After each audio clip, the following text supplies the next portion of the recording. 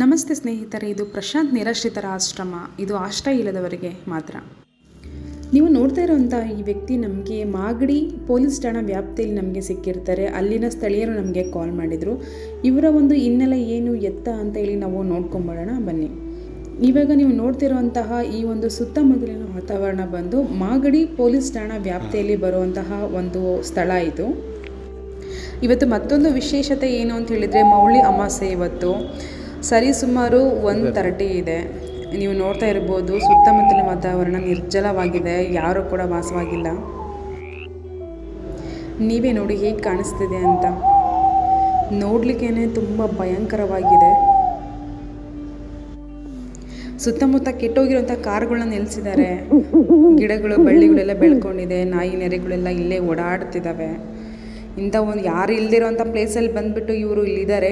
ಕೇಳೋಣ ಇವ್ರದ್ದು ಏನು ಎತ್ತ ಅಂತ ಇಲ್ಲೇ ಕೇಳ್ಕೊಂಬರೋಣ ಬನ್ನಿ. ನೀವು ನೋಡ್ತಾ ಇರ್ಬೋದು ಇಲ್ಲಿ ಕೆಟ್ಟು ನಿಂತಿರುವಂತಹ ಒಂದು ಓಮಿನಿ ಗಾಡಿ ಇದೆ. ಇದರೊಳಗೆ ಇವರು ಇಲ್ಲಿ ಮಲ್ಕೊಂಡಿದ್ದಾರೆ. ನೀವು ನೋಡ್ತಾ ಇರ್ಬೋದು ಇಲ್ಲಿ ಅಕ್ಕಪಕ್ಕ ಬಿದ್ದಿರೋಂಥ ಯಾವುದೋ ಬಟ್ಟೆನ ತೊಗೊಂಡು ಅವರು ಹೊಚ್ಕೊಂಡು ಮಲಗಿದ್ದಾರೆ. ನಮಗೇನೆ ಮೈ ಕೊರಿಯುವಂಥ ಚಳಿ ಇದೆ. ಇವರು ಇದರಲ್ಲಿ ಹೇಗಿದ್ದಾರೆ ಏನು ಎತ್ತ ಏನು ಗೊತ್ತಿಲ್ಲ. ಇವ್ರ ಹಿನ್ನೆಲೆ ಏನು ಅಂತಲೂ ಗೊತ್ತಿಲ್ಲ. ಇವಾಗ ಅವ್ರನ್ನ ಹೆಬ್ರಿಸ್ಬಿಟ್ಟು ಏನು ಅಂತ ಹೇಳಿ ಅಲ್ಲಿ ಇವ್ರ ಸಮಸ್ಯೆ ತಿಳ್ಕೊಳ್ಳೋಣ.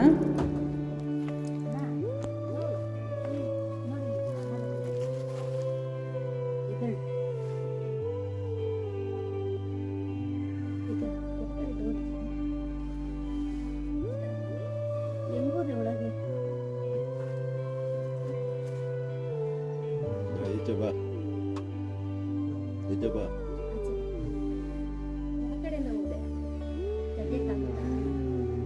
Coba.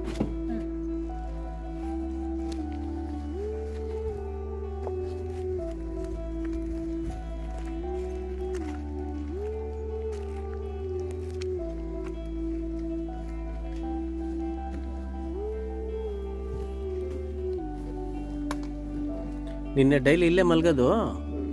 ಏನು ಹೆಸರು ನಿಮ್ಮದು? ಹಾಂ, ಸರವಣ. ಯಾವ ಊರು? ಬೆಂಗಳೂರೇ. ಇಷ್ಟು ದಿನ ಎಲ್ಲಿರೋದು? ಹಾಂ ಹಾಂ. ಅಲ್ಲ, ಈಗ ಬೆಂಗಳೂರು ಅಂತಂತೆ ಮತ್ತೆ ಈಗ ನಿಮ್ಮವ್ರು ಯಾರು ಇರಬೇಕಲ್ವಾ ಇಲ್ಲಿ? ಹಾಂ. ಮತ್ತು ಊಟಕ್ಕೆಲ್ಲ ಹೇಗೆ ಮಾಡ್ತಾ ಇದ್ದೀರಾ? ಏನು ಕೆಲಸ ಮಾಡ್ತಾ ಇದ್ರಿ? ಹಾಂ ಹಾಂ. ಅಲ್ಲ ನೋಡಿ, ಇದ್ರಲ್ಲಿ ಮಲಗಿದ್ರಲ್ಲ, ಏನಾರ ಹಾವು ಹುಳ ಉಪ್ಪಡೆ ಏನಾರ ಇದ್ರೆ ಹಾಂ ಹೆಂಗೆ?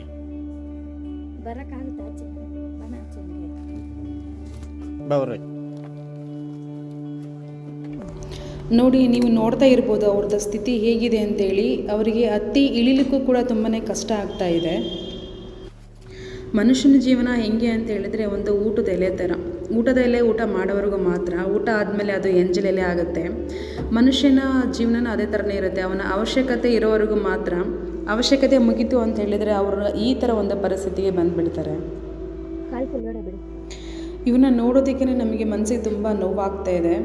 ಯಾಕಂದರೆ ನಾವು ಸಂಬಂಧಿಕರು ಅಂತಂದು ಹೇಳಿ ಬೆಳೆಸ್ಕೊಳ್ತೀವಿ. ಇಂತಹ ಒಂದು ಸಂದರ್ಭದಲ್ಲಿ ಅವರಿಗೆ ಆಸರಿಯಾಗಿ ಯಾರೂ ಕೂಡ ಇಲ್ಲ. ಇಲ್ಲೊಬ್ರು ಅಪರಿಚಿತ ಇದ್ದಾರೆ ಅಂತ ಹೇಳ್ಬಿಟ್ಟು ನಮ್ಗೆ ಇವರು ಸ್ಥಳೀಯರಿಂದ, ಇವ್ರ ಹೆಸರು ಸುಮತಿ ಅಂತ ಹೇಳ್ಬಿಟ್ಟು ಇವರಿಂದ ನಮಗೆ ಕರೆ ಬಂದಿತ್ತು ನಮ್ಮ ಸಂಸ್ಥೆಗೆ. ಇವಾಗ ನಾವು ಬಂದಿದ್ದೀವಿ. ಬಂದಾಗ ಈ ತರ ಪರಿಸ್ಥಿತಿ ಯಾರಿಗೂ ನಮ್ಮ ಶತ್ರುಗೂ ಬೇಡ ಅಂತ ಅಂದ್ಕೊಳ್ತೀವಿ. ಯಾಕಂದ್ರೆ ಇಲ್ಲಿ ನೋಡ್ಬೋದು ಎಷ್ಟೊಂದೆಲ್ಲ ಗಲೀಜಿದೆ. ಹುಳ ಉಪ್ಪಡೆ ಏನಾರ ಹೆಚ್ಚು ಕಡಿಮೆ ಆಯಿತು, ಏನಾರ ಪ್ರಾಬ್ಲಮ್ ಆಯಿತು ಅಂತಂದ್ರೆ ಯಾರು ಹೇಳೋರಿಲ್ಲ, ಕೇಳೋರಿಲ್ಲ.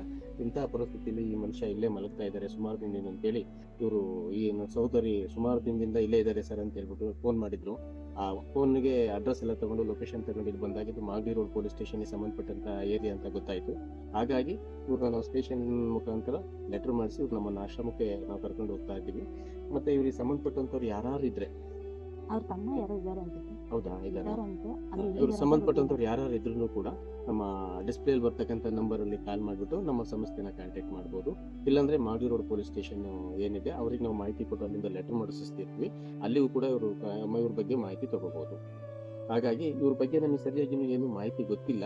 ಈ ಸ್ಥಳೀಯರು ಈಗ ಇವ್ರನ್ನೇ ಇವ್ರ ಬಗ್ಗೆ ಏನು ಅಂತ ಹೇಳ್ಬಿಟ್ಟು ನಾನು ಇವ್ರನ್ನ ಮಾತಾಡಿಸ್ತೀನಿ. ಅಮ್ಮ, ಇವ್ರಿಗೆ ಎಷ್ಟು ದಿನದಿಂದ ನೀವು ನೋಡ್ತಾ ಇದ್ದೀರಾ? ಎಷ್ಟು ದಿನದಿಂದ ಇಲ್ಲಿ ಇದ್ದಾರೆ? ಇವ್ರು ಒಂದು 15 ದಿವಸದಿಂದ ಇರ್ತಾರೆ. 15 ದಿನದಿಂದ ಇದ್ದಾರೆ. ಇದಕ್ಕೂ ಮುಂಚೆ ಎಲ್ಲಿದ್ರಿ ಇವ್ರೆ? ನಿಮ್ಮ ಹೆಸರು? ಜಗಳ ಮಾಡ್ಕೊಂಡು ಮನೆಯಿಂದ ಈಚೆ ಬಂದಿದ್ದೆ ಸರ್. ಹಾ. ನಾನು ಕರ್ಕೊಂಡು ಇಲ್ಲೇ ಒಂದು ಜಾಗ ಬಿಸಾಕ್ಬಿಟ್ಟಿದ್ರು. ಹಾ. ಅಲ್ಲಿಂದ ಸ್ವಲ್ಪ ನಾನು ಬಿಟ್ಟು ಈಚೆ ಬಂದಿವಾಗ ಇಲ್ಲಿ ಯಾರು ನೋಡೋದಿಲ್ಲ ಯಾರಿಲ್ಲ. ಹಾ. ಅಲ್ಲಿ ಅವನು ಸ್ವಲ್ಪ ಹಂಗೆ ಊಟ ಆಗಿದೆ ಹಾ. ತಿಳ್ಕೊಂಡು ಇಲ್ಲಿದ್ದೀನಿ, ನಾನು ನೋಡೋರು ಯಾರು ಇಲ್ಲ. ಹಾ, ಹಾ. ಅಲ್ಲ ಇದ್ರಲ್ಲಿ ಮಲಗ್ತಾ ಇದ್ರಲ್ಲ, ಮತ್ತೆ ನಿಮ್ಗೆ ಕಷ್ಟ ಅನಿಸ್ತಾ ಇರ್ಲಿಲ್ವಾ? ಏನು ಮತ್ತೆ ಯಾರು ಇಲ್ಲ ಸರ್ ನಮಗೆ. ಹಾ. ಅಂದ್ರೆ ಇವ್ರಿಗೆಲ್ಲ ಊಟ ನೀವೇ ಕೊಡ್ತಾ ಇದ್ರಮ್ಮ? ಊಟ ಎಲ್ಲ ಕೊಡಿಸ್ತಾ ಜ್ಯೂಸು ಊಟ ಹಾ. ಅದೆಲ್ಲ ಒಂದು 2 ಟೈಮ್ ಕೊಡಿಸಿದ್ದೆ. ಅಂದ್ರೆ ಈಗ ಇವ್ರಿಗೆ ಸಂಬಂಧಪಟ್ಟವ್ರು ಯಾರು ಇಲ್ಲಿ ಇಲ್ಲ ಹತ್ರದಲ್ಲಿ? ಯಾರು ಯಾರು ಇಲ್ಲ. ಯಾರು ಇಲ್ಲ. ಈಗ 15 ದಿನದಿಂದ ಇದೇ ಕಾರಲ್ಲಿ ವಾಸ ಮಾಡ್ತಾ ಇದ್ದಾರೆ ಅಂತ ಹೇಳಿ ನೀವು ಹೇಳ್ತಾ ಇದ್ದೀರಾ. ಓಕೆ, ಇಷ್ಟು ಇದೊಂದು ವಾಸ್ತುಸ್ಥಿತಿ ಸ್ನೇಹಿತರೆ. ಇನ್ನ ಮುಂದಿನ ಇವ್ರ ಬಗ್ಗೆ ಏನಾದ್ರು ಡೀಟೇಲ್ಸ್ ಏನಾದ್ರು ಇತ್ತು ಅಂದ್ರೆ ನಾವು ಪೊಲೀಸ್ ಸ್ಟೇಷನ್ ಅಲ್ಲಿ ಇವ್ರ ಬಗ್ಗೆ ಇನ್ನೂ ಸ್ವಲ್ಪ ಮಾಹಿತಿ ತಗೊಳ್ತೀವಿ. ಮತ್ತೆ ಇವ್ರಿಗೆ ಸಂಬಂಧಪಟ್ಟವ್ರು ಯಾರೇ ಇದ್ರು ನಮ್ಮ ಸಂಸ್ಥೆನ ನೀವು ಕಾಂಟ್ಯಾಕ್ಟ್ ಮಾಡ್ಬೋದು. ನಂಬರ್ ಕೂಡ ಡಿಸ್ಪ್ಲೇ ಅಲ್ಲಿ ಪಾಸ್ ಆಗ್ತಾ ಇರುತ್ತೆ. ಇವರು ಒಂದು 15 ದಿವಸದಿಂದ ಈ ಕಾರಲ್ಲಿ ಇದ್ರು ಸರ್. ಅಲ್ಲಿ ಇಲ್ಲಿ ಮಲ್ಕೊಂತಿದ್ರು. ಸರಿ ಊಟ ಕೊಡು ನೀರು ಕೊಡು ಅಂತ ಕೇಳ್ತಿರಲಿಲ್ಲ. ಅಕ್ಕಪಕ್ಕದವ್ರು ಕೊಡ್ತಾ ಇದ್ರು. ಸರಿ ಇಲ್ಲೇ ಇದ್ರಲ್ಲ ನೀವು ರಿಲೇಷನ್ ಎಲ್ಲ ಯಾರಾದ್ರೂ ಇದ್ದಾರಾ ಅಂತ ಕೇಳಿದ್ರೆ ಯಾರು ಇಲ್ಲಮ್ಮ ನನಗೆ ಅಂತ ಹೇಳಿದ್ರು. ನನಗೆಲ್ಲಾದ್ರೂ ಹಾಸ್ಟೆಲ್ ಇದ್ರೆ ಎಲ್ಲಾದ್ರೂ ಹಾಕ್ಬಿಡಮ್ಮ, ನನಗೆ ನಾನು ಹೋಗ್ಬಿಡ್ತೀನಿ ಅಂತ ಹೇಳಿದ್ರು. ಸರಿ ಅಂದ್ಬಿಟ್ಟು ನಾನು ಅದು ಯೂಟ್ಯೂಬಲ್ಲಿ ನೋಡಿದೆ, ನಿಮ್ಮ ನಂಬರ್ ಸಿಕ್ತು, ಅದರಿಂದ ಫೋನ್ ಮಾಡಿದೆ. ಎಷ್ಟು ಆಶ್ರಮಗೆಲ್ಲ ಫೋನ್ ಮಾಡಿದೆ, ಯಾರೂ ಬಂದಿಲ್ಲ. ಸರ್ ನೀವು ಬಂದರೆ ತುಂಬ ಥ್ಯಾಂಕ್ಸ್ ಸರ್, ನಿಮಗೆ ತುಂಬ ಧನ್ಯವಾದನೂ ಹೇಳ್ತೀನಿ. ಇಷ್ಟು ಒಂದು ಗಂಟೆನಾ 2 ಗಂಟೆನಾ 1:30 ರಾತ್ರಿ ಇದು ನೀವು ಬಂದು ಕರ್ಕೊಂಡು ಹೋಗ್ತಾ ಇದ್ದೀರಾ. ನಿಮ್ಗೆ ಎಷ್ಟು ಥ್ಯಾಂಕ್ಸ್ ಹೇಳಿದ್ರು ಸಾಕಾಗಲ್ಲ. ಪಾಪ ಅವ್ರಿಗೂ ಒಂದು ಒಳ್ಳೆ ದಾರಿ ಆಗುತ್ತೆ. ಅವ್ರಿಗೆ ಹುಷಾರಿಲ್ಲ ಅಂತ ಬೇರೆ ಹೇಳ್ತಾ ಇದ್ದಾರೆ. ಕೇಳ್ತಾ ಇದ್ರು ಯಾವ್ದಾದ್ರು ಆಶ್ರಮ ಇದ್ರೆ ಹಾಕ್ಬಿಡಮ್ಮ ಅಂತ. ಒಂದು 15 ದಿವಸದಿಂದ ನಾನು ಟ್ರೈ ಮಾಡಿದೆ, ಫೋನ್ಗಳು ಮಾಡಿದೆ, ಯಾರು ರಿಸೀವ್ ಮಾಡ್ತಿಲ್ಲ, ಕಟ್ ಮಾಡ್ತಾ ಇದ್ದಾರೆ.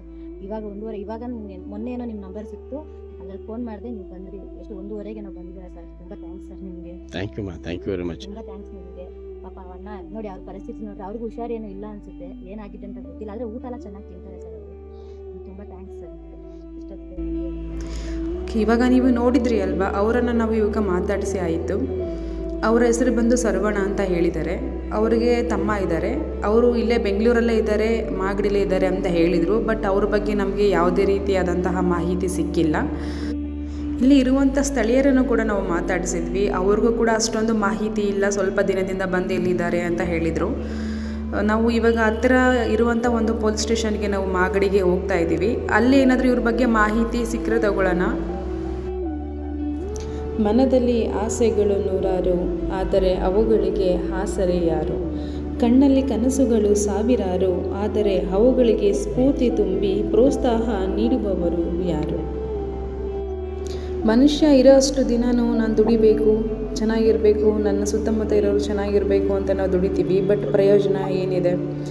ಈ ಥರ ಕೊನೆಗೆ ಯಾರು ಇಲ್ದಿರೋ ಥರ ಬದುಕಬೇಕಾಗತ್ತೆ. ನೀವು ಇವಾಗ ನೋಡ್ತಾ ಇರೋದು ಮಾಗಡಿ ರೋಡ್ ಪೊಲೀಸ್ ಸ್ಟೇಷನ್. ನಾವು ಸ್ಟೇಷನಿಗೆ ಹೋಗ್ಬಿಟ್ಟು ಅಲ್ಲಿ ವಿಚಾರಿಸಿದ್ವಿ. ಅಲ್ಲಿ ಕೂಡ ಯಾವುದೇ ಮಾಹಿತಿ ಇವ್ರ ಬಗ್ಗೆ ಇಲ್ಲ ಅಂತ ಹೇಳಿದರು. ಹಾಗಾಗಿ ನಾವು ಅಲ್ಲಿಂದ ಒಂದು ಲೆಟರ್ ಮಾಡಿಕೊಂಡು ಇವಾಗ ನಮ್ಮ ಆಶ್ರಮಕ್ಕೆ ನಾವು ಕರ್ಕೊಂಡು ಬಂದಿದ್ದೀವಿ.